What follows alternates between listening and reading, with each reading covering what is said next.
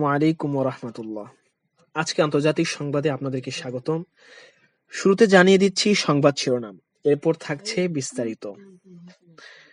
চালক ঘুমিয়ে যাওয়ায় বাস খাদে পড়ে পাকিস্তানে নিহত ৮। ফ্রান্সে চিকিৎসকের যৌন নির্যাতনের শিকার ২৫৬ শিশু। বিহারে মাধ্যমিক পরীক্ষায় নকল করা নিয়ে গোলাগুলি, নিহত ১। রাশিয়ার হামলা প্রতিরোধে পোল্যান্ডে স্কুল শিক্ষার্থীদের বাধ্যতামূলক অস্ত্র প্রশিক্ষণ। এতক্ষণ শুনলাম সংবাদ শিরোনাম, এখন বিস্তারিত। পাকিস্তানের কাসুর জেলার রানিভে পাকিস্তানের কাসুর জেলার রাভিনে যাত্রীবাস খাদে পড়ে ৮ জন নিহত ও ২ জন গুরুতর আহত হয়েছেন। শুক্রবার এ ঘটনা ঘটে।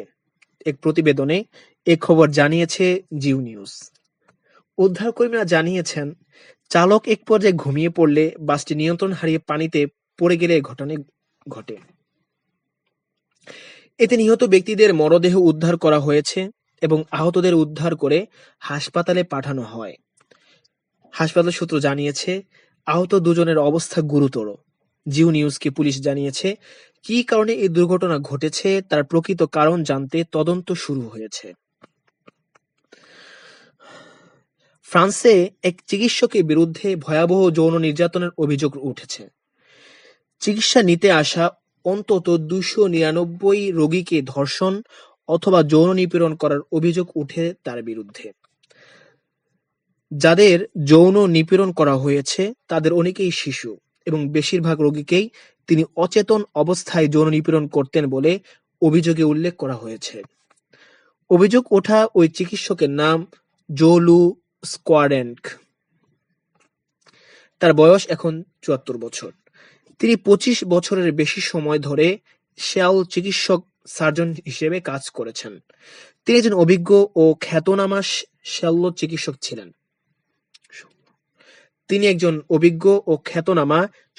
চিকিৎসক ছিলেন। কিন্তু এই সুনামের আড়ালে লুকিয়ে ছিল এক ভয়াবহ রূপ। ৩০ বছর বেশি সময় ধরে তিনি তার রোগীদের ভয়াবহ যৌন হয়রানি করে আসছিলেন। ৭৪ বছরের এই বৃদ্ধ চিকিৎসকের বিরুদ্ধে ১১১টি ধর্ষণ এবং ১৯৯টি যৌন নিপীড়নের অভিযোগ উঠেছে। শিশুরা মূলত তার বিকৃত কামের শিকার হতো। স্থানীয় সংবাদ মাধ্যমের প্রতিবেদন থেকে জানা যায়, ভুক্তভোগীদের মধ্যে ২৫৬ জনই শিশু, যাদের বয়স ১৫ বছরের কম। ২০১৭ সালের ৬ বছর বয়সী এক প্রতিবেশীকে ধর্ষণের পর এই চিকিৎসকের আসল রূপ প্রকাশ পায়। ২০২০ সালে প্রথমবারের মতো এক কিশোরী অভিযোগ করলে তার বিরুদ্ধে শুরু হয় তদন্ত। এরপর একের পর এক অভিযোগ আসতে থাকে, যা গোটা ফ্রান্সকে নাড়িয়ে দেয়। তদন্ত চলাকালীন পুলিশ তার বাড়ি থেকে শিশু যৌন নির্যাতনের বহু ছবি ও ভিডিও উদ্ধার করেছে। ডায়েরিতে লেখা ছিল কিভাবে তিনি অপারেশনের সময় বা চিকিৎসার অজুহাতে রোগীদের উপর নিপীড়ন চালাতেন। তার ঘর থেকে উদ্ধার হয় সঙ্গমের জন্য ব্যবহৃত পুতুল, পরচুলা এবং শিশু পর্নোগ্রাফির সিডি। ফরাসি পুলিশ জানায়, তার বাড়িতে অভিযানের তারা একটি ইলেকট্রনিক ডায়েরি উদ্ধার করে। এই ডায়েরিতে প্রায় ৩ দশক ধরে এই অঞ্চলের হাসপাতালগুলোতে শত শত রোগীর উপর তার ধর্ষণ এবং যৌন নির্যাতনের বিবরণ লিখে রাখেন তিনি। ২৪শে ফেব্রুয়ারি একটি আদালতে তার বিচার শুরু হওয়ার কথা রয়েছে। জোয়েলের বিচার হবে উন্মুক্ত আদালতে। তবে তার বিরুদ্ধে সাক্ষীদের, যারা শিশু বয়সে জোয়েলের নিপীড়নের শিকার হয়েছেন, সাক্ষ্য গ্রহণ করা হবে বন্ধ দরজার ভেতরে। আঞ্চলিক প্রসিকিউটর বলেছেন, জিজ্ঞাসাবাদের সময়ই জো বেশ কয়েকটি ঘটনায় তার সম্পৃক্ততার কথা স্বীকার করেছেন। সবার চোখের আড়ালে নিপীড়ন করতে তিনি যেসব কৌশল নিতেন সে সম্পর্কেও মুখ খুলেছেন। নির্যাতনের শিকার হওয়া রোগীদের গড় বয়স ১১ বছর।